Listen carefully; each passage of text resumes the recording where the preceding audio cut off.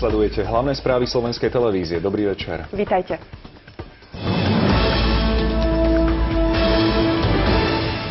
Predseda parlamentu Pavol Paška pravdepodobne pošle prezidentovi novelu zákona o sociálnom poistení s 2 protichodnými pozmeňovacími návrhmi. Sporu o podobu dôchodkovej novely sa budú venovať aj kolegovia v správach a komentároch na Dvojke.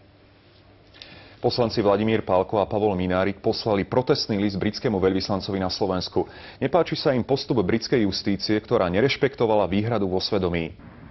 Najneskôr do piatku predloží predseda Národnej... Najprv vás čaká romantika vo filme Láska a vojna a potom ďalší prípad doktora Hausa.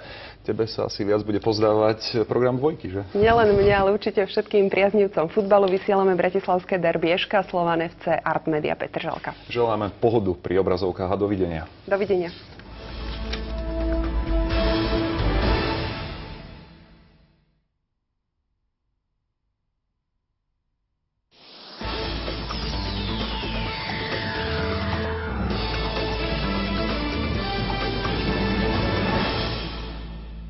Vítajte pri športe, dobrý večer. Cez víkend sa rozbehne reprezentačná sezóna hokejistov. Slovenský tím sa pokúsi o obhajobu víťazstva na nemeckom pohári v Hannoveri. Krásny večer a zajtra dovidenia.